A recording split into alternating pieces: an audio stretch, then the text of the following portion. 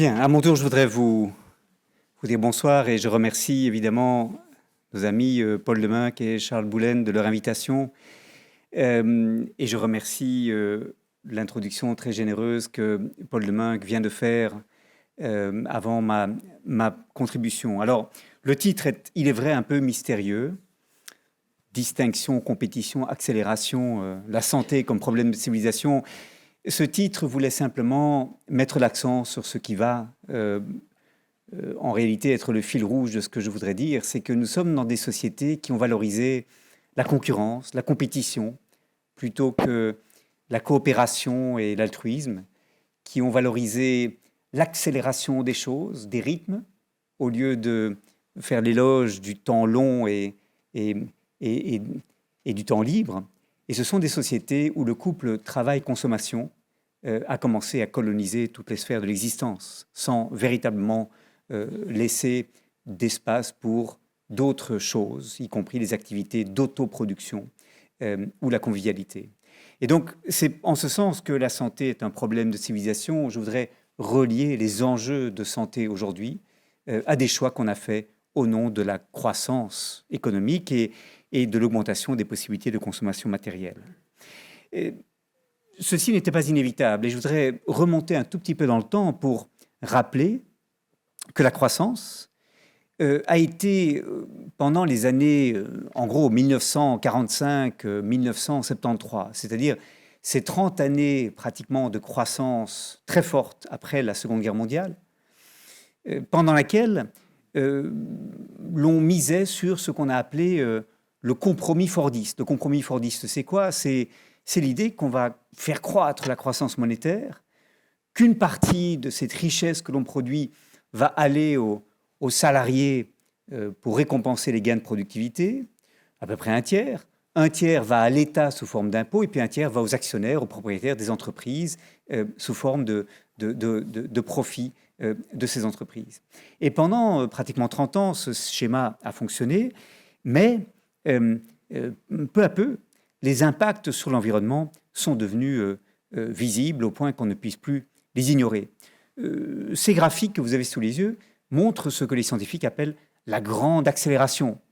Ils mettent en miroir, si vous voulez, des évolutions qui sont liées à nos comportements, à nos choix de construction d'infrastructures, par exemple les barrages, à nos modes de vie, à nos modes de consommation. C'est ce que vous avez ici sous différents indicateurs. Et puis, le système Terre, les évolutions que nos comportements ont amenées dans l'environnement, qu'il s'agisse de la croissance des émissions de gaz à effet de serre, de la température par conséquent de la planète, de l'acidification des océans ou encore de différentes formes de pollution. Et donc, cette grande accélération caractéristique de ces 30 années-là, elle a amené une croissance des possibilités de consommation tout à fait inédite et en même temps, elle a amené ce défi environnemental qui a amené les premiers doutes sur la croissance à partir de 1973 à 1975. Je choisis l'année 1973 parce que c'est évidemment l'année de la crise économique qui a commencé avec l'augmentation des prix du pétrole et qui signifiait la fin de cette période que l'on croyait potentiellement infinie d'une croissance ininterrompue, très forte dans les économies de l'après-guerre. Au moment même où on se rend compte des limites de la croissance, celle-ci devient plus indispensable que jamais.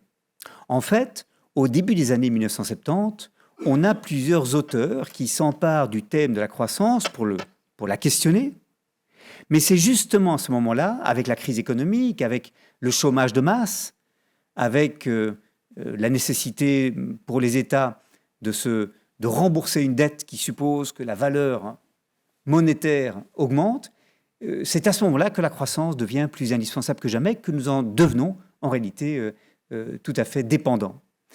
Pour dire les choses autrement, on se rend compte au début des années 70 que la croissance ne peut pas se poursuivre infiniment comme nous le croyons.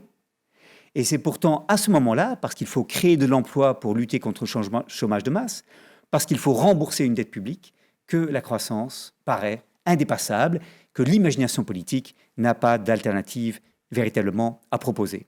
L'alerte pourtant est lancée. Elle est lancée, vous le savez, dès 1972 avec ce rapport commandé par le Club de Rome à une équipe du MIT, les limites de la croissance, traduit en français sous le titre « Halte à la croissance ». Et presque 30 années plus tard, en 2004, en fait plus de 30 années plus tard, en 2004, on a cette version révisée de l'alerte lancée en 1972. Et en fait, cette publication de 2004 montre combien, dès 1972, on avait pu anticiper avec beaucoup de précision l'épuisement de ressources, l'augmentation de la pollution résultant de la croissance que l'on avait inaugurée. Mais plus que ça, plus que ce défi environnemental, on a un défi lié au bien-être. Cette courbe est connue, c'est une courbe qui met en rapport la richesse moyenne des sociétés sur l'axe horizontal et sur l'axe vertical, la satisfaction que l'on exprime par rapport à sa vie. C'est la courbe rendue célèbre par un scientifique qui s'appelle Richard Easterlin, et c'est le paradoxe d'Easterlin que vous avez sous les yeux. À mesure que les sociétés deviennent plus riches, le sentiment de bien-être croît, mais cela n'est vrai qu'au début d'un processus de développement, à partir d'un niveau de revenu qui est autour de 35 000 à 40 000 $ par personne et par an. Au fond, le sentiment de bien-être, la satisfaction que l'on exprime par rapport à sa vie ne progresse plus guère. Et donc c'est paradoxal. Les sociétés ont beau devenir toujours plus riches, la satisfaction que l'on éprouve dans ces sociétés cesse à un moment donné de progresser. Et en même temps, quand on examine les réponses que les individus donnent aux questions qui leur sont posées sur leur satisfaction dans la vie, on constate, et vous avez là des exemples pour, vous voyez les pays, le Nigeria, l'Inde, la Chine, la Russie, etc., on constate que les ménages qui sont les mieux lotis dans chaque société, qui se trouvent un peu plus à droite de ce graphique, expriment une satisfaction plus élevée que les ménages qui sont moins bien lotis. C'est ce qui explique la trajectoire de ces différents segments que vous avez sous les yeux. Donc, on a à la fois un constat d'après lequel, dans les sociétés plus riches, en moyenne, on n'est pas plus heureux, et en même temps, dans chaque société, ce sont les plus riches plutôt que les moins bien lotis qui expriment le sentiment d'avoir une vie heureuse, qui expriment un sentiment de bien-être. Ce ne sont pas des constatations contradictoires. Et l'explication réside très simplement dans le fait que chacun de nous lit sa situation en fonction de la place qu'il occupe sur l'échelle sociale, en comparant sa situation avec celle de ses voisins, des proches, des personnes avec qui il se compare. Et donc, on est dans ce processus de comparaison permanent qui est pénible pour les moins bien lotis et qui est une source de satisfaction pour ceux et celles qui sont le mieux lotis. Il n'en demeure pas moins que dans l'ensemble, une société n'est pas plus heureuse simplement parce qu'elle est plus riche. Il y aura des heureux, il y aura des malheureux, et seront malheureux dans une société riche des personnes qui ont un peu moins que les autres, et seront plus heureux dans une société pauvre des personnes qui ont un peu plus que leurs voisins. Et donc, c'est cela que l'on commence à comprendre au cours des années 1970, et l'auteur qui a le plus fait pour nous donner à comprendre cela, c'est un auteur trop tôt disparu qui s'appelle Fred Hersch, qui publie en 1976 cet ouvrage « Les limites sociales de la croissance ». Et il nous fait comprendre dans cet ouvrage qu'au fond, dans une société où la richesse générale augmente, la satisfaction que nous avons n'augmente plus, n'augmente guère, dès lors que chacun se compare aux autres et que les gains que l'on a grâce à la croissance générale, le progrès général, peuvent être complètement annulés par le fait que d'autres avancent plus vite que nous. La métaphore qu'utilise Fred Hersch, c'est celle d'une salle de concert où chacun veut voir mieux la pianiste sur scène. Chacun donc se met sur la pointe de ses pieds pour avoir une meilleure vue. Et à la fin, tout le monde voit comme au départ, pas très bien, mais nous sommes tous dans une position un peu inconfortable. Et Hersch disait autre chose, c'est une autre limite sociale de la croissance, c'est que Une des manières dont on recherche la croissance, c'est de marchandiser de plus en plus la vie. Beaucoup de services que l'on rendait auparavant gratuitement, entre voisins, entre amis, beaucoup d'écoute que l'on se prêtait aujourd'hui se payent. Beaucoup de communs que l'on gérait ensemble sont privatisés et l'accès à ces ressources doit être rémunéré.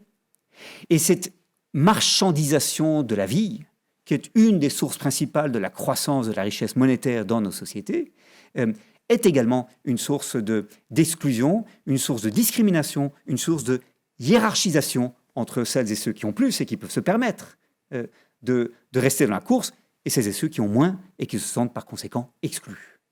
C'est ce que j'appelle la contre-productivité de la croissance. La croissance paraît représenter un progrès, mais elle exclut autant qu'elle contribue à améliorer les possibilités de consommation matérielle. Qui exclut-elle ? Eh bien, elle exclut celles et ceux qui se sentent marginalisés dans ce processus de différenciation sociale à partir de l'importance de plus en plus grande que les revenus prennent dans la manière dont on se situe dans la société. Alors, je signale qu'à la même époque, Ivan Illich, le grand fondateur de l'écologie politique, publie Énergie et équité, ouvrage magnifique dans lequel il montre combien beaucoup de progrès apparents dans nos sociétés, en fait, sont annulés dans le bien-être qu'ils procurent en raison des efforts qu'il faut pour mériter ces progrès. Il prend l'exemple de la voiture. Vous savez, on investit, on achète une voiture et on finance une voiture pour pouvoir se déplacer plus vite. Mais Illich calcule que l'Américain moyen consacre 1600 heures par an à payer sa voiture et l'essence qui permet à la voiture de fonctionner. 1600 heures par an. Et il en déduit que pour une voiture qui fait 10 000 km par an, en fait, c'est comme si on faisait du 6 km/h. Pourquoi ? Parce que toutes ces heures que l'on a consacrées à payer sa voiture, on aurait pu les consacrer à la marche rapide. Et en définitive, le gain que représente la voiture est totalement annulé par l'énergie que l'on a investie, le temps de travail que l'on a investi à pouvoir se la permettre. Et puis, autre source d'insatisfaction, c'est celle que met en avant, à la même époque, cet économiste de Stanford, Tibor Skitowski. C'est le premier économiste qui utilise des données empiriques pour comprendre ce qui nous motive et ce qui nous rend heureux, avec notamment des tests de rats en laboratoire, etc. Et le cœur de la thèse de cet ouvrage magnifique, L'économie sans joie, c'est que notre plaisir réside dans le changement d'état. Vous aviez faim, vous mangez, vous vous sentez mieux. Vous aviez soif, vous buvez, vous vous sentez mieux. Vous êtes dans une voiture, vous accélérez, vous avez du plaisir à accélérer. Mais on n'est pas très heureux simplement parce qu'on est à 120 km/h sur l'autoroute pendant 10 heures. Le fait de n'avoir pas faim n'est pas une source de plaisir. C'est un confort, ce n'est pas un plaisir.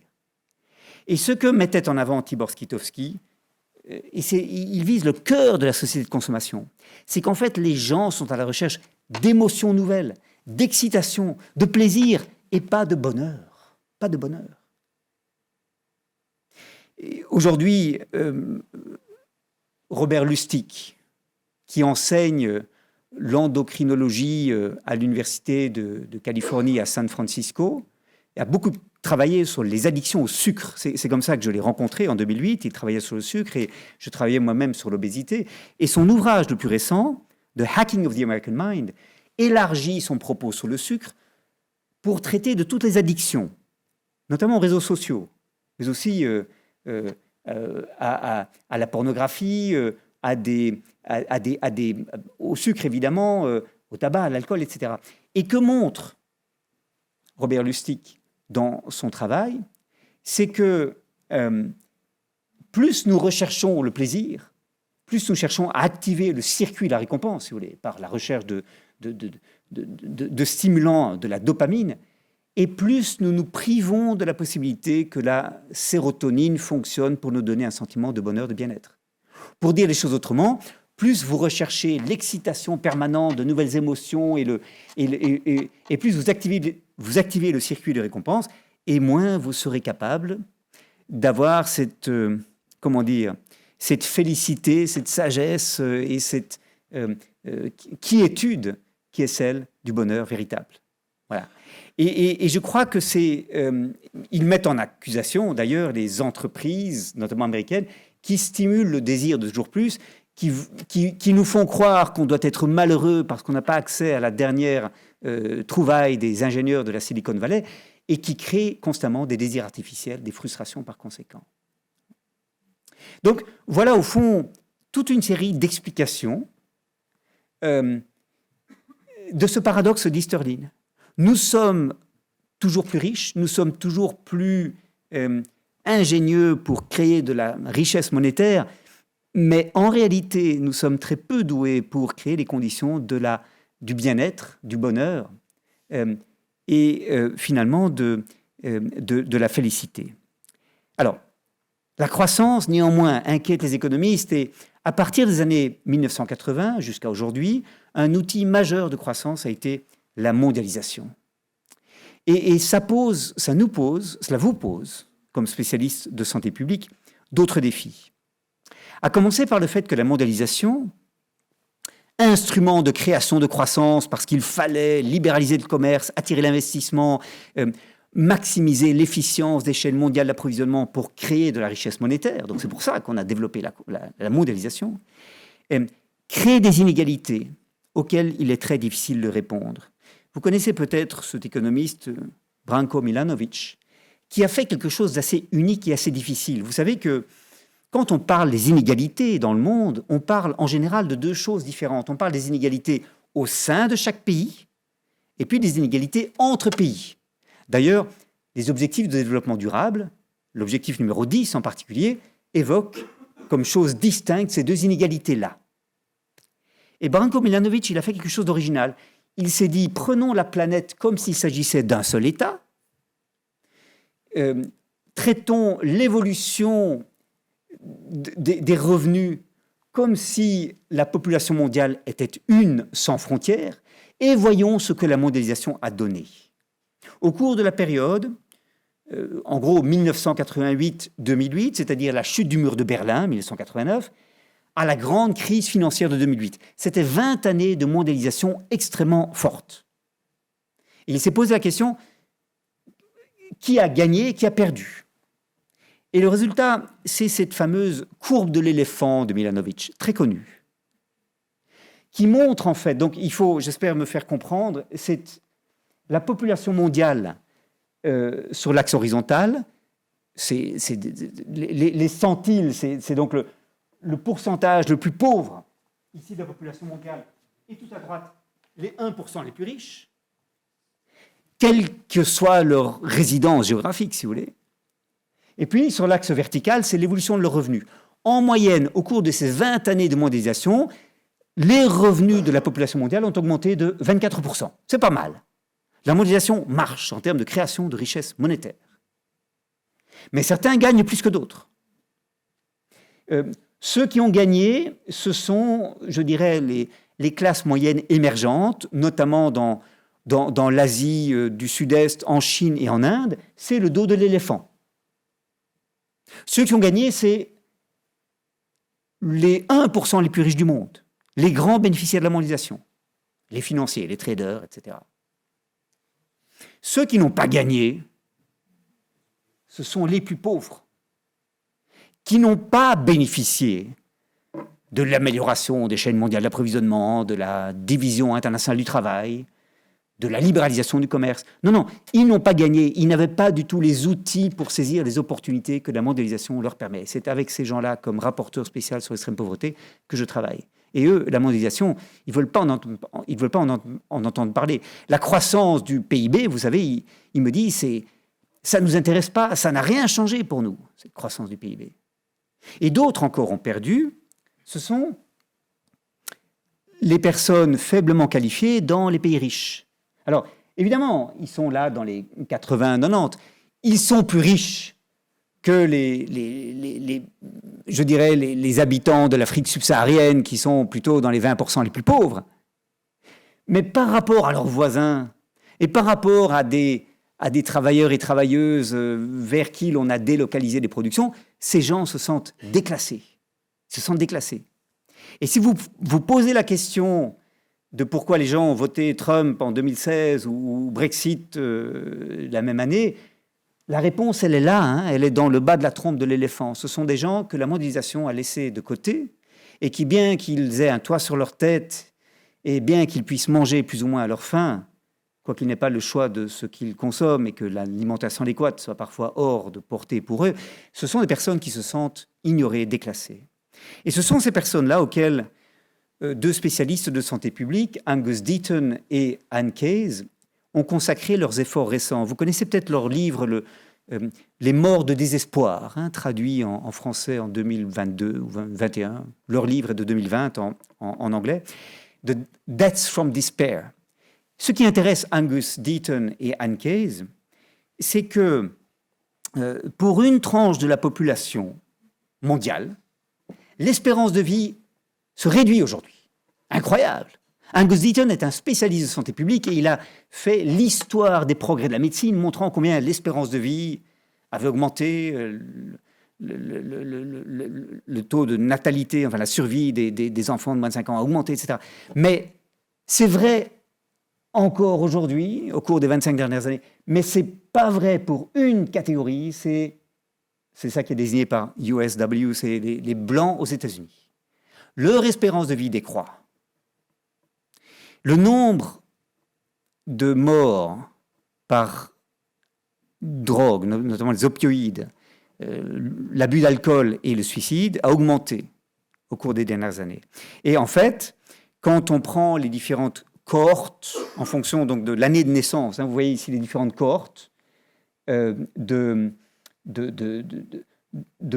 blancs américains âgés de 45 à 54 ans, ceux et celles qui sont nés plus jeunes, l'année 1975 tout à gauche, par rapport à l'année 1935, eh bien, le taux de mortalité est beaucoup plus élevé. On régresse. Voilà un public qui régresse, dont la situation de santé régresse. C'est inédit dans l'histoire mondiale. Et dans leur ouvrage, Angus Deaton et Anne Case se demandent pourquoi, et ils constatent qu'en fait, cette régression, elle concerne non pas tous les Blancs aux États-Unis, mais les Blancs sans diplôme, notamment les hommes. Hein, c'est la courbe bleue ici. Les hommes âgés de 50 à 54 ans, qui n'ont pas de diplôme universitaire, et dans une moindre mesure, les femmes sans diplôme universitaire voient leur espérance de vie diminuer. Et elle diminue cette espérance de vie en raison de ce que ces gens n'ont pas de perspective. Ils se suicident littéralement, ou bien ils se suicident en quelque sorte métaphoriquement, en ayant un mode de vie peu sain, en consommant de l'alcool, en développant des addictions à différentes drogues, notamment les opioïdes. Et c'est Angus Deaton qui a alerté les autorités américaines sur l'épidémie d'opioïdes. Et ce qui est frappant, c'est que c'est ce groupe ethnique-là qui est frappé par cette récession en matière de santé. Si on compare la situation des Blancs non hispaniques âgés de 50 à 54 ans à celle de la population afro-américaine ou des hispaniques, par exemple, aux États-Unis, on n'a pas cette même régression. Donc ce sont les Blancs non hispaniques, hein, aux États-Unis, c'est une population très particulière. Pourquoi est-ce qu'ils sont les plus affectés ? Eh bien, l'hypothèse que font Angus Deaton et Anne Case, c'est que ce sont des gens qui sont de plus en plus désaffiliés dans des modes de vie de plus en plus individualistes, où la vie communautaire joue un rôle beaucoup moins grand. Je ne sais pas si vous avez fréquenté la société américaine, mais c'est quand même très frappant de voir combien la communauté afro-américaine, elle a beaucoup plus d'événements collectifs où les gens se sentent partie d'un groupe et se soutiennent mutuellement. Les réseaux sont beaucoup plus forts. Et ils sont pour l'instant bien davantage à l'abri. Alors on pense toujours que les Afro-Américains, c'est là que la cocaïne et que le crack, etc. Mais non, c'est aujourd'hui les Blancs américains qui sont les plus à risque. Pour des raisons que le sociologue Robert Putnam a mises en avant dans un livre magnifique de 2000, Bowling Alone. Dans ce livre, Robert Putnam, s'interroge sur l'individualisation croissante de la société américaine. Pourquoi les gens font-ils moins de choses ensemble? Pourquoi est-ce qu'on s'invite moins souvent les uns chez les autres? Pourquoi est-ce qu'on milite moins dans les ONG, dans les syndicats? Pourquoi est-ce qu'on manifeste moins? Pourquoi est-ce qu'on se replie chacun sur son espace privé, sur son confort personnel? C'est une enquête qu'il conduit sur les années 1980-2000, où il tente de comprendre le pourquoi de cette privatisation des existences. Et il conclut son enquête par le constat, que le travail joue un rôle important dans nos vies et ne nous laisse guère de loisirs pour s'inviter les uns les autres, travailler ensemble à des actions collectives, construire ensemble des initiatives à l'échelle locale. Donc le travail, c'est un facteur important et Robert Putnam quantifie l'importance respective de ces facteurs. Deuxièmement, il nous dit l'organisation de l'espace. Oui, parce qu'aux États-Unis, comme ici, on a des espaces de plus en plus fragmentés entre le lieu où l'on loge, où l'on habite, le lieu où l'on travaille, avec des navettes importantes d'un lieu à l'autre, le lieu où les enfants vont à l'école, le lieu où on va faire ses courses, dans les supermarchés, etc., le lieu où on a ses loisirs. Et donc, on a des existences individuelles de plus en plus réparties sur des grands territoires, des grands espaces, ce qui a deux conséquences. D'abord, on tente à passer de plus en plus de temps dans le transport, dans les navettes, et il calcule que chaque fois qu'on consacre 10 minutes quotidiennes en plus par jour à des navettes, on a 10% de moins de disponibilité pour l'action collective. Ça fait sens. Mais aussi, quand on a une existence répartie comme ça sur des grands espaces, on est moins solidaire des gens avec qui l'on se trouve. On travaille dans une usine et on n'est pas solidaire des communautés environnantes parce que de toute façon on habite loin. On habite à un endroit mais on n'a guère de choses en commun avec les personnes qui sont nos voisins parce que de toute façon l'école des enfants elle est loin et je travaille ailleurs, etc. Et donc c'est aussi une raison d'érosion du capital social. Et ce que travaille Putnam, c'est ça, c'est ce ciment social qui fait que nous avons confiance les uns dans les autres, que nous pouvons construire l'action collective, que nous sentons partie de communautés unies. Donc travail, organisation de l'espace. Troisièmement, la télévision, c'est moins pertinent aujourd'hui, mais les écrans jouent aujourd'hui et les réseaux sociaux largement la même fonction de privatisation que la télévision dans les années 80 et 90. Et puis, Putnam nous dit, il y a le changement de génération. Les gens qui sont arrivés à l'âge adulte dans les années 80, j'en suis, sont des gens qui ont vécu, qui ont vu leurs aînés se battre sur les barricades, dans les manifestations, dans les années 60 et 70, qui étaient des années d'activisme. Et au fond, les personnes arrivées à la vie adulte dans les années 80 sont des gens qui ont vu l'échec de tous ces combats et qui pensent que ça ne sert à rien de se mobiliser et qui donc se replient sur l'existence privée. Et Putnam attribue à cela cette individualisation de la société américaine. Je pense que d'ailleurs on est en train d'en sortir, que les jeunes d'aujourd'hui sont très différents du jeune que j'étais moi à leur âge, qu'ils se mobilisent autrement, pas à travers les partis, les syndicats, mais ils se mobilisent, et qu'on est peut-être en train d'en sortir. Maintenant, si c'est ça la société de consommation, si c'est ça l'accélération, si c'est ça la concurrence et la privatisation, quelles sont, je dirais, les pistes qu'on explore pour que l'on puisse sortir de cette course vers le toujours plus? Je pense que j'ai bougé, ça va. Et je voudrais mettre en avant 3 pistes. La première, c'est celle de l'égalité. Vous connaissez peut-être les travaux de Kate Pickett et Richard Wilkinson. Ils publient en 2009 cet ouvrage qui est un best-seller, The Spirit Level, traduit en français, Pourquoi l'égalité est meilleure pour tous. Et ce que font Kate Pickett et Richard Wilkinson, c'est montrer que, en fait, les sociétés qui se portent le mieux ne sont pas les sociétés les plus riches. On l'a vu avec le paradoxe d'Easterlin. Ce sont les sociétés où les inégalités sont les moins fortes. Ce graphique montre le revenu moyen par personne dans ces différents pays européens, pas seulement européens d'ailleurs, et sur l'axe vertical, un index composite des problèmes qu'une société rencontre. croissance de l'obésité, violence, absence de confiance les uns dans les autres, grossesse adolescente, etc. Vous voyez qu'il n'y a pas de corrélation. C'est-à-dire que les sociétés riches, comme les États-Unis, sont parfois très mal classées. Elles peuvent être bien classées, comme la Norvège. Les États où la pauvreté est plus grande, comme la Grèce, le Portugal, eh bien, peuvent avoir des indices de bien-être plus importants ou moins importants. Il n'y a pas de corrélation. Mais quand on regarde, et ce sont les mêmes pays, les pays qui sont les plus inégaux à droite, en les comparant aux pays les moins inégaux à gauche, on voit que c'est dans les pays où les inégalités sont les plus fortes que les problèmes sociétaux sont les plus importants. Et donc, dans ce livre, ce que montre, à force de graphiques et dans différents domaines, Kate Pickett et Richard Wilkinson, c'est que les sociétés se portent mieux quand les inégalités sont réduites. Et ce n'est pas juste les pauvres qui se portent mieux, c'est tout le monde qui se porte mieux. Les inégalités sont corrosives pour le tissu social, et cette corruption du tissu social affecte les riches comme les pauvres. Par exemple, dans les sociétés où les inégalités sont les plus fortes, à droite de votre graphique, la confiance que les gens ont les uns dans les autres, elle est moindre. Et ce sont les 50 États américains des États-Unis.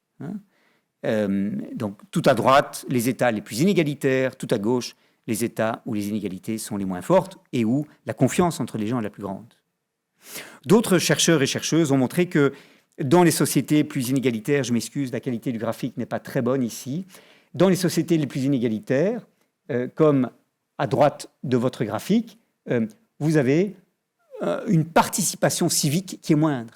Les gens s'investissent moins dans la vie de la cité, dans des contextes où les sociétés sont plus inégales. Ils se sentent moins, si vous voulez, partie prenante à l'aventure collective. Et donc, c'est la première piste qui me paraît extrêmement importante à mettre en avant, c'est que la lutte contre les inégalités est bien plus importante aujourd'hui que la croissance économique, que la création de richesses, si on veut une société focalisée non pas sur l'augmentation de la consommation, mais sur l'amélioration du bien-être. Et vous, qui êtes des spécialistes de santé publique et qui avez le souci d'une société où la responsabilité sociale de la santé joue un grand rôle, je pense que cette question des inégalités peut et doit figurer au centre de votre programme. D'ailleurs, je ne vais pas m'étendre là-dessus parce que le temps passe, mais la lutte contre les inégalités, c'est aussi essentiel pour la transformation écologique. Pour des raisons multiples, que je ne peux pas toutes détailler, je vais en mentionner peut-être deux. Les premières ici, sur cette slide. La première, c'est que si vous avez une société très inégalitaire, eh bien, il faut beaucoup de croissance pour réduire la pauvreté. Parce que la croissance que vous avez, elle va d'abord bénéficier aux plus riches et puis marginalement aux plus pauvres. Et donc, il faut beaucoup de croissance pour éviter l'exclusion sociale. Mais la croissance, ça veut dire davantage de ressources qu'on utilise, davantage de pollution, de déchets que l'on crée, y compris de gaz à effet de serre. Et donc, ça crée une tension entre la justice sociale et le respect de l'environnement. Et donc, pour cette première raison, la lutte contre les inégalités est essentielle pour la transformation écologique. En outre, et c'est pour ça que vous avez la photo de ce merveilleux économiste, Thorsten Veblen, qui publie en 1899 la théorie de la classe de loisirs, et c'est lui qui a mis en avant l'idée de consommation ostentatoire. Dans des sociétés très inégalitaires, on consomme pour se classer sur l'échelle sociale. Parce qu'on veut avoir un statut, parce qu'on veut rivaliser avec les autres dans cette course mimétique d'où finalement nous sortons tous et toutes perdants. Et cette consommation ostentatoire, elle est encouragée quand vous avez des hiérarchies sociales plus fortes et que vous vous situé sur l'échelle sociale par rapport à la consommation dont vous êtes capable. Deuxième piste, je serai plus bref sur les autres, je me rends compte que le temps passe. Mais la deuxième piste, c'est l'aménagement de l'espace. Moi, je rêve d'un congrès du RIFRES qui associerait quelques architectes ou quelques urbanistes. Ils vont intervenir. parce que je crois que c'est un chantier inexploré et tout à fait important. Il y a un livre de Kathy Baldwin et Robin King qui décrit cela et qui montre comment les aménageurs d'espace, donc les architectes, les urbanistes, etc., peuvent encourager ce que Robert Putnam appelait la reconstitution du capital social.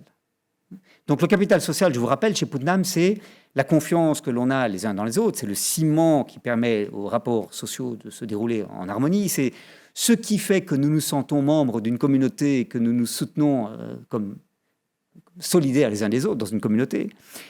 Et Katy Baldwin et Robin King, dans cet ouvrage récent, rappellent la démarche d'urbanistes des années 90, on appelait ça de New Urbanism à l'époque, qui voulait, dans les villes, constituer des espaces où les gens seraient obligés de se rencontrer, de se parler, de collaborer les uns avec les autres. Par exemple, parce qu'ils doivent entretenir des communs, des espaces communs partagés. Par exemple, parce que au lieu d'avoir des grands jardins privatifs derrière sa maison, comme c'est le cas à Bruxelles, on a des maisons qui sont organisées en étoiles, si vous voulez, et on partage un jardin entre voisins. Et il y a toute une série de dispositifs qui peuvent être mis sur pied pour que, au lieu de rester chacun replié chez soi sans jamais voir son voisin et sans avoir l'occasion d'interaction sociale, etc., eh bien, on est forcé d'interagir, de se parler, de communiquer, de se connaître. Ça crée de la confiance, ça crée du ciment social, ça crée des liens de solidarité extrêmement importants et ça peut être encouragé par l'aménagement de l'espace. Je pense que c'est quelque chose de tout à fait sous-estimé, ce rôle-là. Troisième piste, évidemment, c'est l'organisation du travail. Vous savez, au nom de la croissance économique, au nom de l'augmentation des possibilités de consommation, on a organisé le travail d'une manière qui, d'abord, le déshumanise avec des tâches de plus en plus parcellisées et spécialisées. Alors, ça fait gagner en efficience, évidemment. Chacun est hyper spécialiste d'un domaine très, très précis. Mais cela fait perdre en capacité d'agir ensemble. Ça fait perdre en capacité pour chacun, comme citoyen, d'être suffisamment compétent sur différents domaines de l'existence pour avoir un avis autorisé sur ce dont il est débattu dans la vie de la cité. Et surtout, l'organisation du travail est une organisation qui soumet les travailleurs et travailleuses à des pressions de performance, de productivité toujours plus fortes. Notamment parce qu'avec une économie mondialisée, on est forcé de rivaliser avec des travailleurs et travailleuses dont les salaires sont plus bas, dont peut-être l'organisation du travail est plus efficiente, et donc on est constamment soumis à la pression. Et si on est meilleur que le voisin, il faut être meilleur que le voisin qui est encore plus loin, etc. Et c'est une course sans fin vers l'amélioration de la performance, avec une pression, évidemment, sur le travailleur et la travailleuse qui sont considérables. Moi, je pense que pour une société qui favorise la santé, le bien-être, plutôt que l'augmentation des possibilités de consommation matérielle, il faut démocratiser le travail, il faut que les travailleurs et travailleuses aient plus à dire sur l'organisation du travail. Il faut un travail qui soit évidemment beaucoup plus humain et il faut surtout réduire le temps de travail. On a un besoin impérieux aujourd'hui de dégager du temps les uns pour les autres, du temps pour apprendre des nouvelles compétences, apprendre à coudre, réparer ses appareils électroménagers, apprendre à cuisiner, apprendre des choses même inutiles comme la musique, etc. Et avoir du temps les uns pour les autres. Ce temps manque aujourd'hui. On est quand même dans une situation paradoxale où on a inventé toute une série de dispositifs qui nous font gagner du temps et pourtant on a toujours l'impression de n'avoir pas le temps de faire ce qu'on a envie de faire. Une réduction généralisée et obligatoire du temps de travail pour que chacun travaille 4 jours par semaine, je vous assure que ça ne changera rien quant à notre niveau de vie et ça changera tout au niveau de notre bien-être. Parmi beaucoup d'études sur cette question, une étude récente qui concernait un échantillon de 860 travailleurs et travailleuses en Suisse. Certains ont accepté de réduire leur temps de travail pour ensuite s'exprimer après 4 mois et puis après 9 mois. C'est pour ça que vous avez les T0, T1, T2. T1, c'est 4 mois, T2, c'est après 9 mois. Sur les résultats de cette réduction du temps de travail. Et un enseignement assez frappant, c'est que le risque de burn-out est nettement réduit dès lors qu'on réduit son temps de travail. Et cette réduction demeure, même si d'autres, je dirais, facteurs favorables liés à la réduction du temps de travail sont de court terme, celui-là demeure. Il y a toute une série d'arguments qui plaident en faveur de cette solution. Ouais. Je voudrais peut-être presque terminer en disant que l'égalisation des revenus, l'aménagement de l'espace et la réduction du temps de travail sont 3 mesures qui présentent des co-bénéfices. C'est-à-dire que c'est non seulement des mesures qui permettent de réduire notre empreinte environnementale, donc de ménager notre planète, réduire notre ponction sur les ressources, réduire les déchets et la pollution que nous produisons. Ce sont aussi des mesures qui améliorent notre bien-être, notre santé. Et donc, il y a là des leviers autour desquels on peut construire des plaidoyers intéressants, non seulement à partir du milieu de la santé, mais aussi à partir des milieux syndicaux, des ONG de l'environnement, parce qu'il y a une convergence qui peut s'imaginer entre différents combats, notamment pour la planète et pour la santé des humains. Je voudrais terminer par, voilà, celles et ceux qui veulent en savoir plus, voilà une petite pub sur ces questions et le rôle de l'État dans la transformation de la société qui me paraît aujourd'hui s'imposer. Je termine par un philosophe qui s'appelle Cornelius Castoriadis, décédé en 1996, magnifique penseur, et qui disait ceci, je m'excuse, la citation est un petit peu longue, mais bon, comme il dit beaucoup mieux ce que j'ai envie de dire que je ne pourrais le faire moi-même, je voudrais terminer par là. La citation, c'est cette slide et la suivante, donc c'est un peu long. Compte tenu de la crise écologique, de l'extrême inégalité de la répartition des richesses entre pays riches et pays pauvres, de la quasi-impossibilité du système de continuer sa course présente, ce qui est requis, nous dit-il, est une nouvelle création imaginaire, d'une importance sans pareille dans le passé, une nouvelle civilisation donc, une création qui mettrait au centre de la vie humaine d'autres significations que l'expansion de la production et de la consommation, qui poserait des objectifs de vie différents, pouvant être reconnus par les êtres humains comme valant la peine. Cela exigerait évidemment une réorganisation des institutions sociales, des rapports de travail, des rapports économiques, politiques, culturels. Or, cette orientation est extrêmement loin de ce que pensent et peut-être de ce que désirent les humains aujourd'hui. Telle est l'immense difficulté à laquelle nous avons à faire face. Nous devrions vouloir une société dans laquelle les valeurs économiques ont cessé d'être centrales ou uniques, où l'économie est remise à sa place comme simple moyen de la vie humaine et non comme fin ultime. Une société, donc, dans laquelle on renonce à cette course folle vers une consommation toujours accrue. Je vous remercie.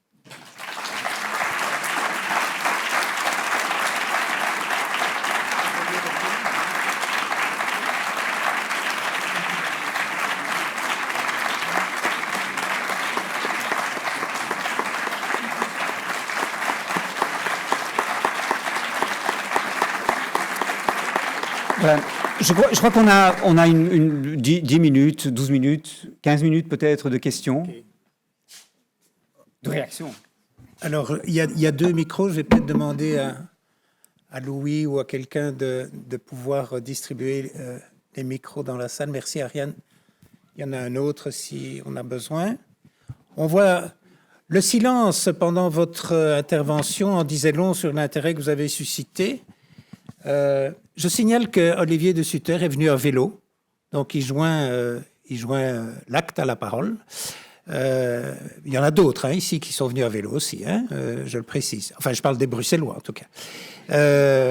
Pour les autres, c'était un peu plus difficile.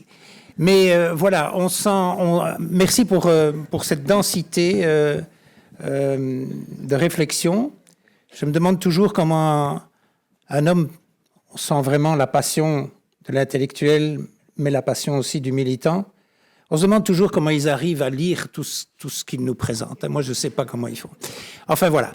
Donc, il nous reste effectivement 10 minutes, si on veut respecter l'horaire, pour quelques questions. Et si M. de Sutter veut bien y répondre et rester ici.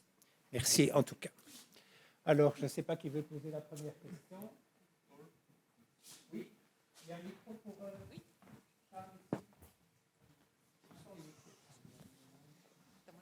Moi, je voulais poser une question, je vais y aller alors. Je voulais poser une question. Oui, il y a une vision un peu idéale, et puis il y a la situation actuelle, et il y a beaucoup de penseurs ou d'autres personnes qui ont montré que ce qui était difficile, c'est la transition. Je prends un exemple concret. Donc, si on réduit la semaine à 4 jours pour les médecins, comme c'est un métier un peu particulier où il faut organiser des gardes à une certaine permanence, il faudra plus de médecins ou plus d'infirmières, enfin peu importe, pour couvrir le même nombre de jours en travaillant moins. Et ce problème de la transition, de passer d'un état à un autre état, ça c'est vraiment, je crois, le souci auquel vont faire les gouvernements maintenant. Ouais. Je ne sais pas si vous avez une réponse à ça. Peut-être décliner votre nom, prénom et peut-être ce que vous avez à dire, qui vous êtes et d'où vous venez. Comme ça, on voyage dans le monde aussi, éventuellement. Je vais donner le micro à Charles, et puis j'ai bien vu ta main, Pierre. Merci, Monsieur le Scuter. C'est une présentation évidemment magnifique, élégante, très aspirante. Et je suis attiré par ce qui apparaît en frontispice de la plupart de vos diapositives, la santé comme problème de civilisation.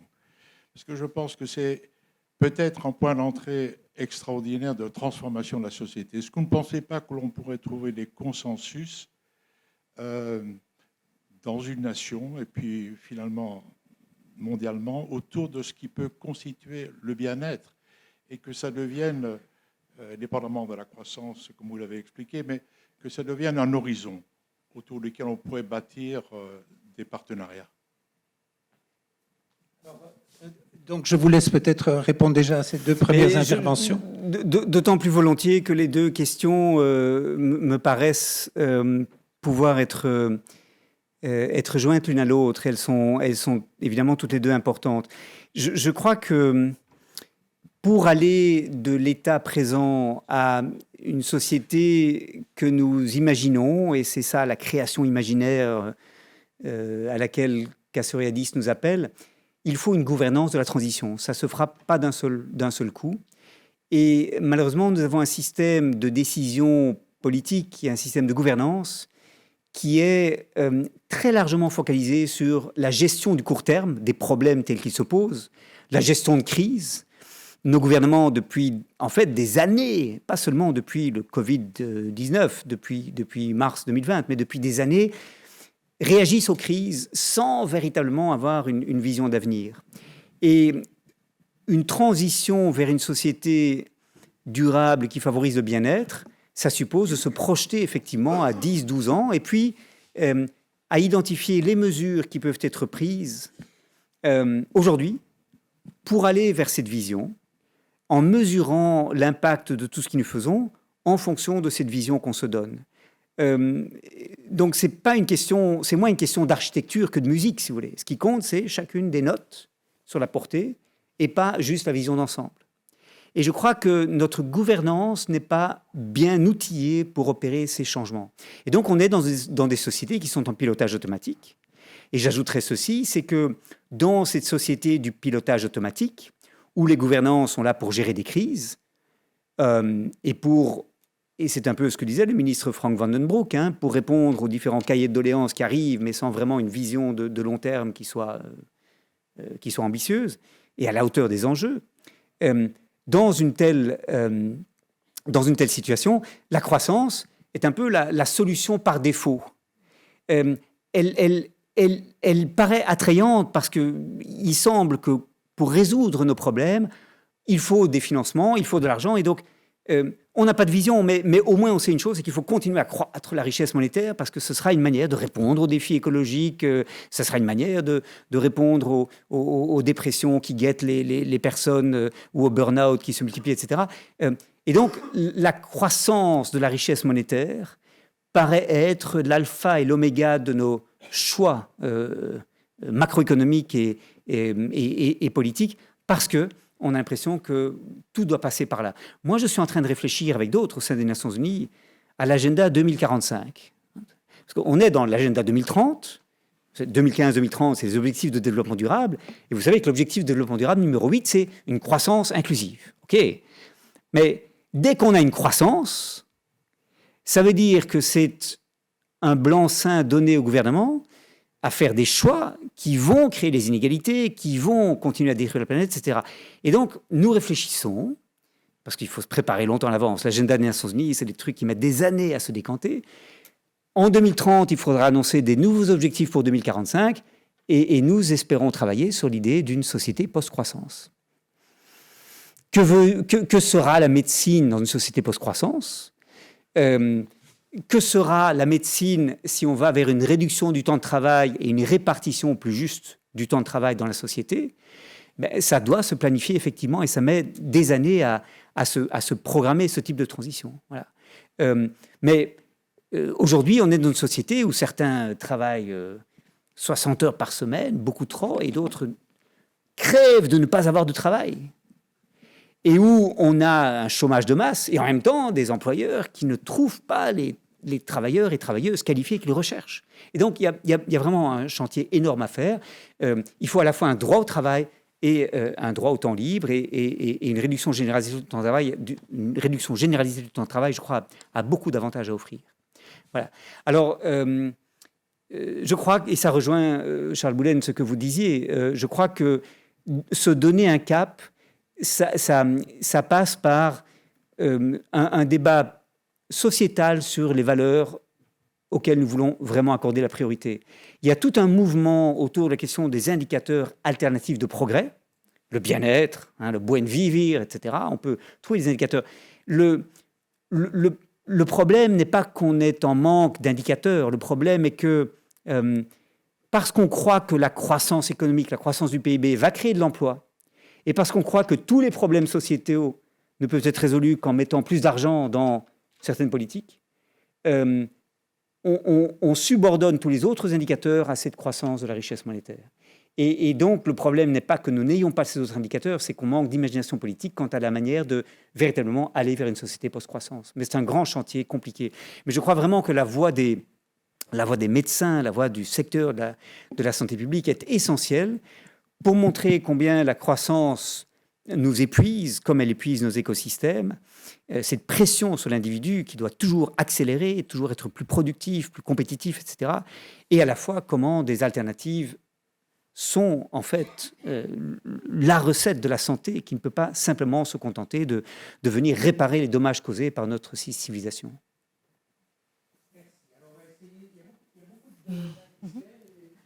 Je ferai rapidement. Oui, bien sûr. Bien sûr, ok. Ah oui, ok, d'accord. Bon, alors, okay. Madame là-bas, puis vous, et puis au côté. Oui, bonsoir, je suis ici. Je suis médecin généraliste belge. Je suis venue en train et je travaille dans une maison médicale, un centre de santé de première ligne pluridisciplinaire.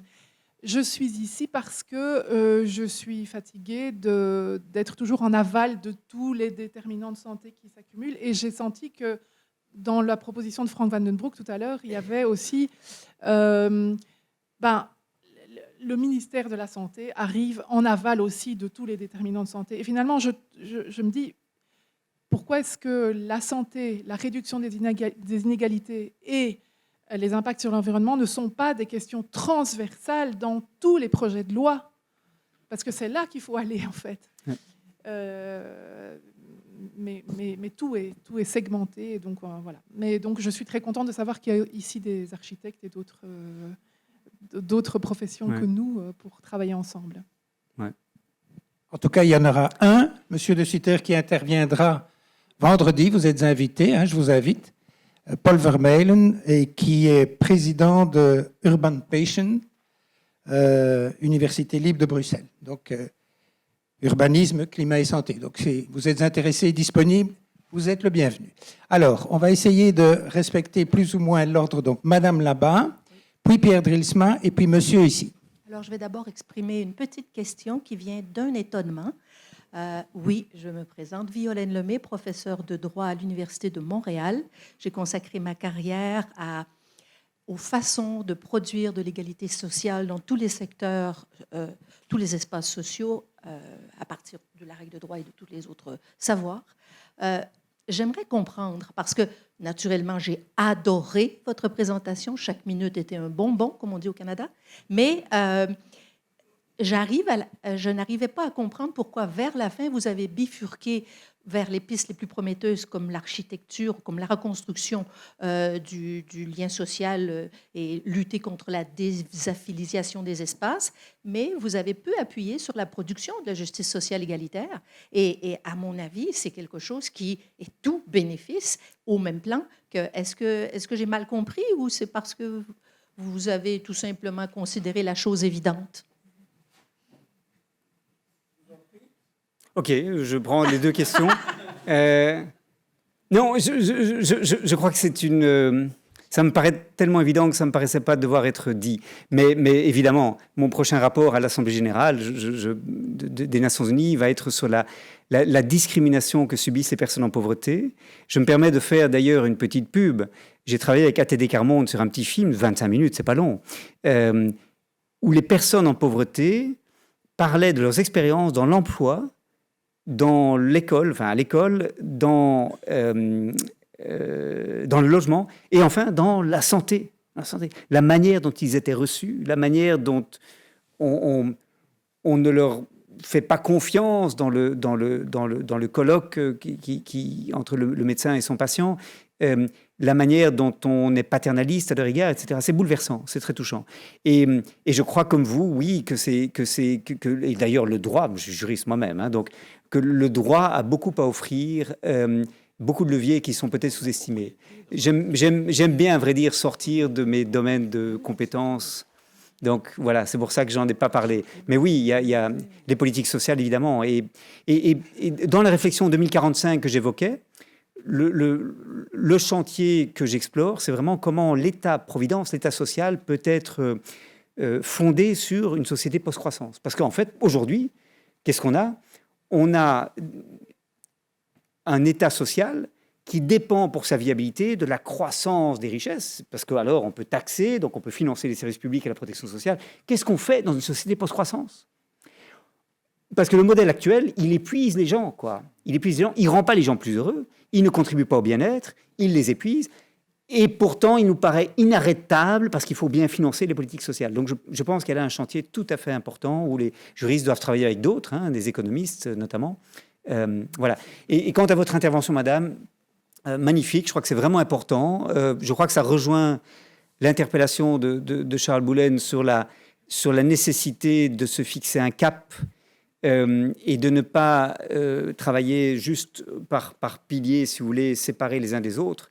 Oui, rêvons d'une société où toutes les décisions seront prises avec pour priorité la santé et le bien-être. Ce sera peut-être exigeant parce que ça nous obligera à être plus imaginatifs, mais ce sera beaucoup moins coûteux parce que réparer les atteintes causées à la santé, c'est infiniment plus coûteux que de prévenir ces atteintes.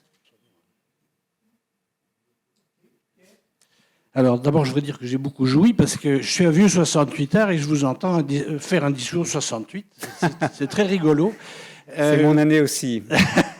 Et alors, oui, Pierre Drilsma, généraliste en banlieue ouvrière à Liège, en maison médicale, ou maintenant en centre médical ou en maison médicale.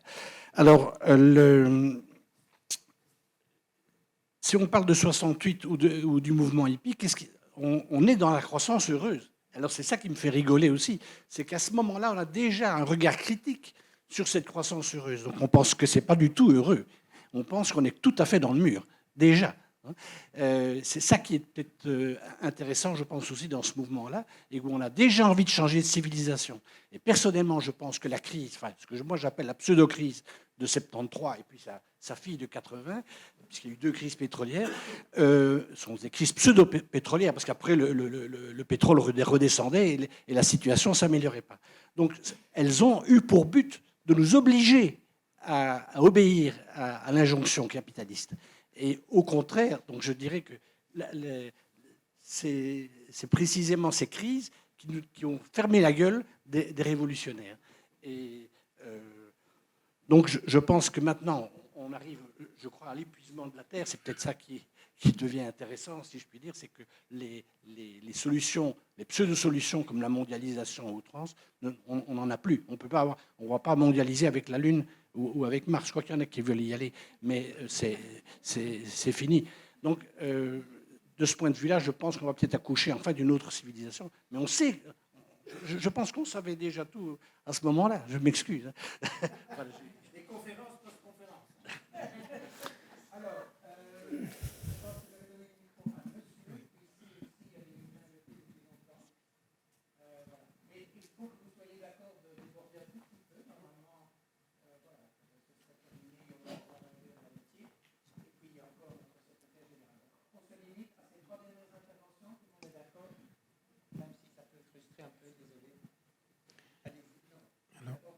Oui, merci. Je suis Adama Sanou. Je suis chirurgien, doyen de faculté au Burkina Faso. Et j'ai bien aimé votre propos, qui est extrêmement riche en questionnement, je pense. Je crois que le premier intervenant a posé les véritables difficultés pour les médecins que nous sommes. Vous dites qu'il faudrait essayer de travailler 4 jours par semaine. Moi, je dirais que vous ne ressemblez pas à quelqu'un qui travaille 4 jours par semaine. Pas du tout alors. Parce que ce qu'on a vu, c'est peut-être, si on veut être généreux, c'est 2 vies de recherche.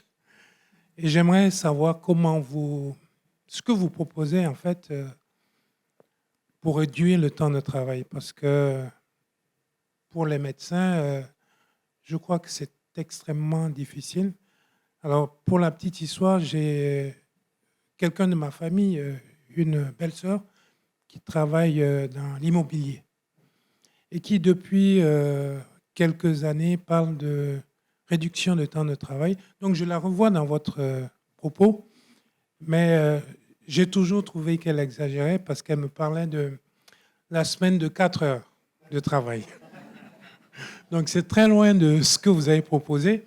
Mais en fait, je revois l'idée de la réduction de temps de travail, la réduction, disons, l'augmentation du plaisir de tous les jours, retrouvé peut-être.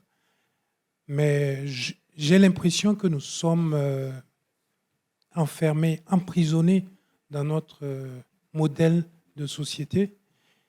Et je ne sais pas comment c'est possible d'en sortir pour arriver à réaliser ce que vous proposez. Donc peut-être que vous avez des solutions, des propositions de solutions. J'ai vu ce que vous proposiez un peu, mais je ne suis pas vraiment satisfait. J'aimerais avoir un peu plus de propositions. Merci. Bon, monsieur de Soutel, il faudra vous réinviter, je pense. Mais si vous voulez peut-être donner un élément de réponse. Non, très rapidement. D'abord, j'ai peut-être pas l'air de quelqu'un qui travaille 4 heures par semaine, 4 jours par semaine, mais moi, je ne travaille pas, en fait. Je n'ai jamais travaillé sous l'autorité de quelqu'un qui me disait ce qu'il fallait faire en allant chercher mes ordres, en ouvrant la porte. Bonjour patron, qu'est-ce que... Non, je suis très privilégié, hein, donc je conçois tout à fait cela. Mais blague à part, je crois que... ce que vous dites, c'est ce que disait John Maynard Keynes en 1928, dans cette conférence bien connue où il parle de l'avenir économique de ses petits-enfants. Il nous dit, 1928, hein, il nous dit, dans un siècle, on y est presque, dans un siècle, on pourra travailler 15 ou 20 heures par semaine et nos besoins matériels seront entièrement satisfaits. Il constatait que la productivité du travail augmentait de manière telle qu'on pourrait travailler beaucoup moins. Et cette productivité a augmenté de manière extraordinaire, beaucoup plus encore que Keynes ne l'imaginait. Et pourtant, certes, le temps de travail a été un peu réduit depuis 1928, mais pas tellement, en fait. Pas tellement. Et il y a des pays comme les États-Unis où elle a augmenté.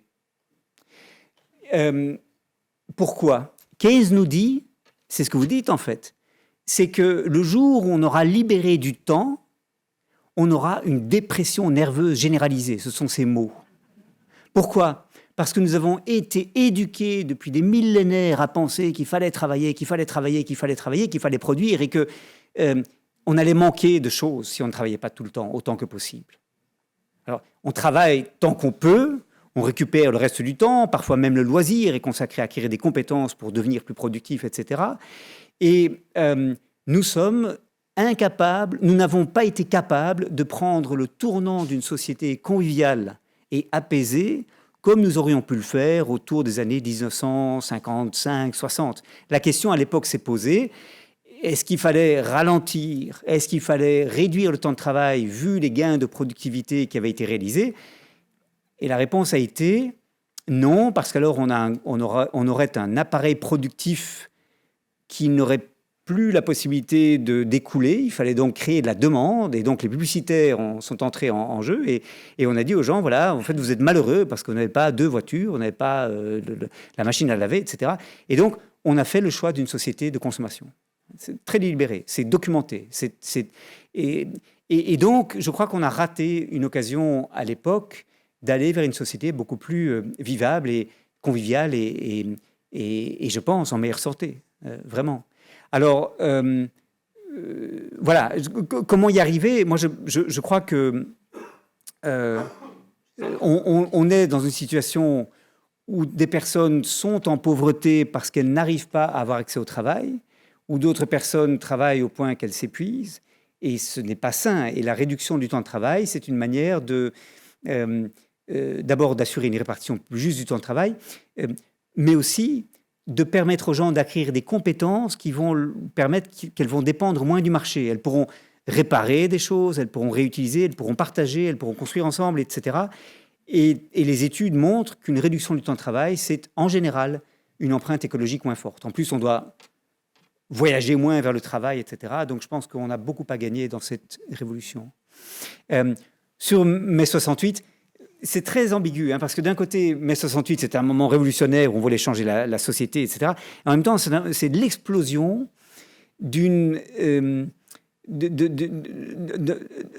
jouissance individuelle où chacun avait l'impression que le principe de plaisir devait présider à nos trajectoires, etc.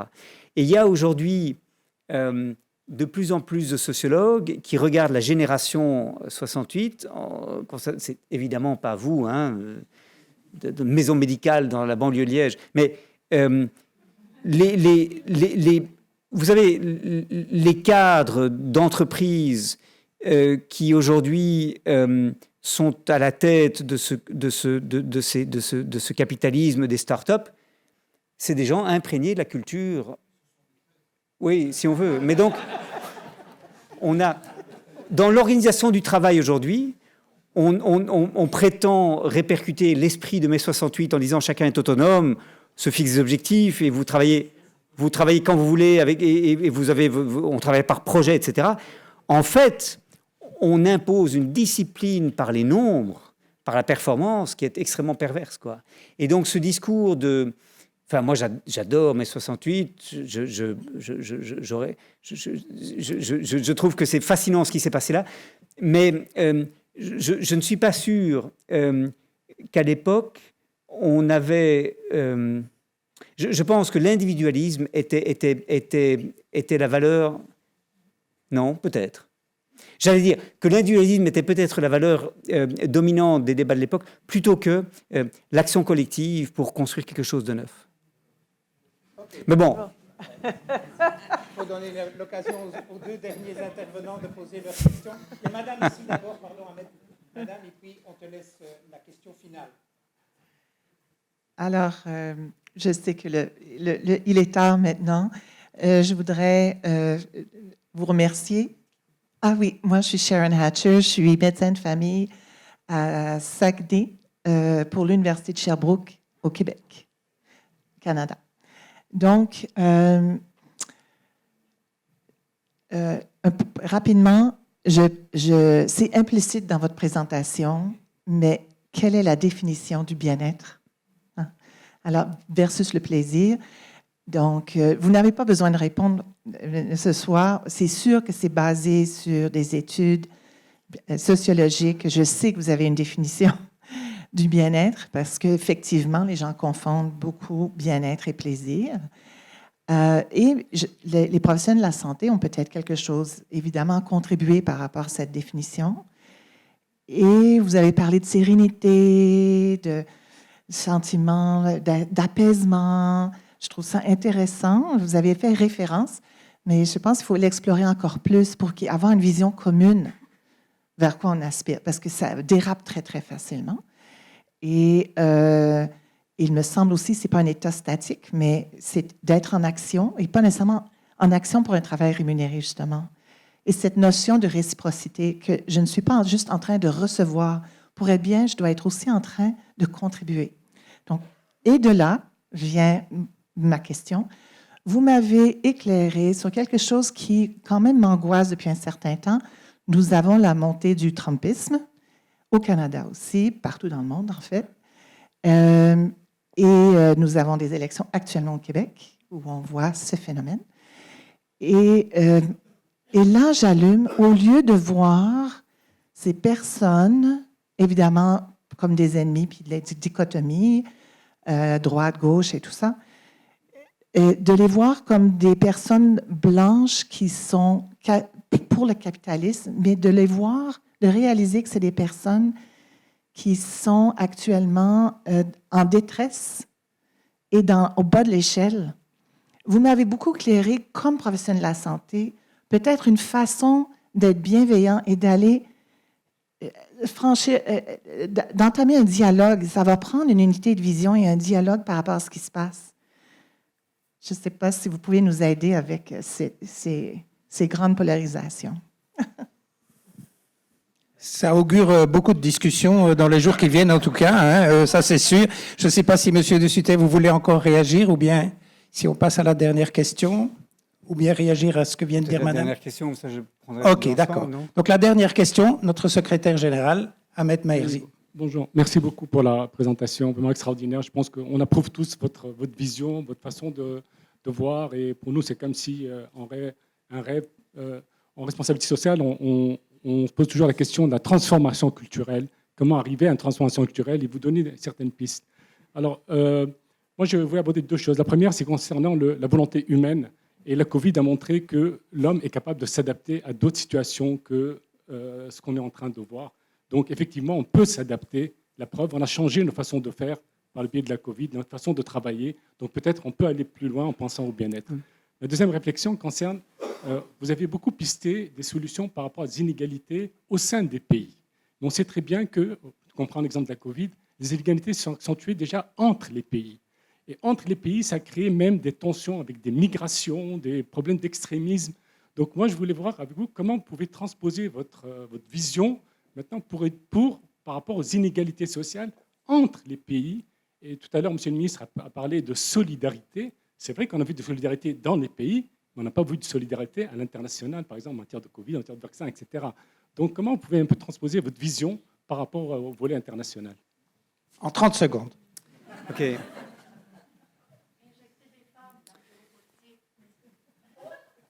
Pardon, je n'ai pas entendu ce que vous avez dit. J'ai dit injecter des femmes dans le géopolitique. Oui. Ça... Non, ce que vous dites est vrai, madame.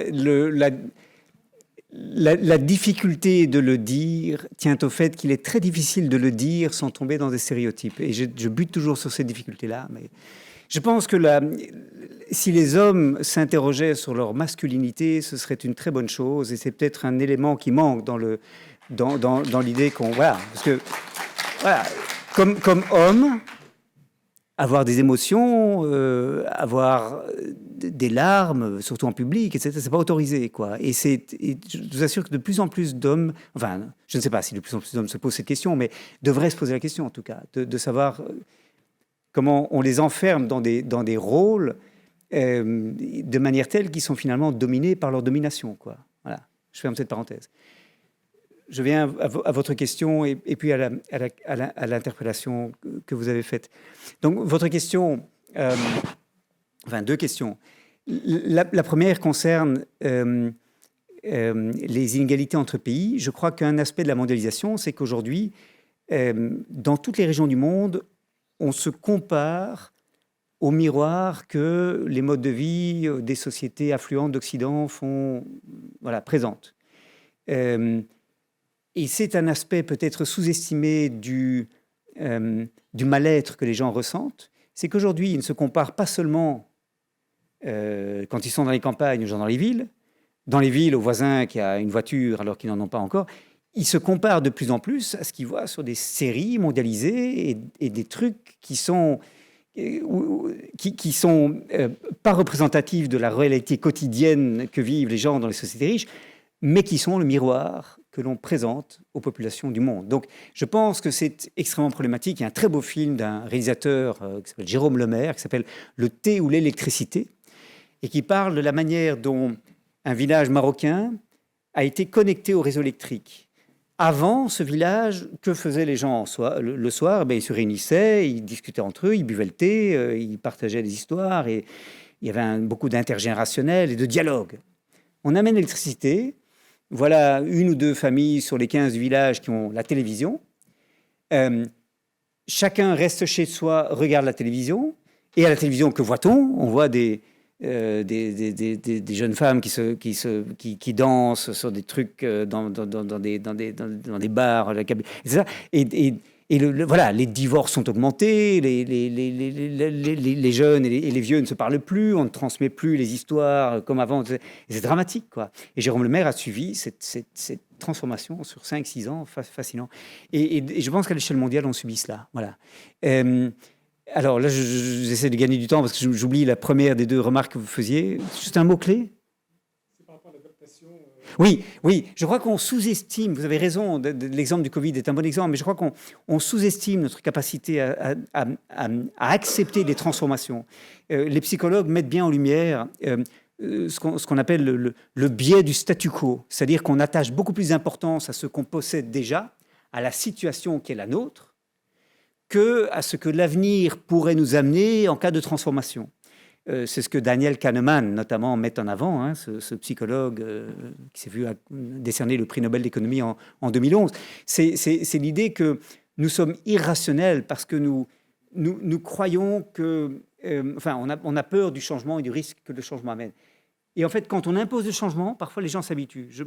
Je prends un exemple connu. La ville de Göteborg introduit des péages à l'entrée de la ville. Donc les conducteurs doivent payer pour pouvoir utiliser leur voiture dans la ville. Et au début, évidemment, personne n'est pour.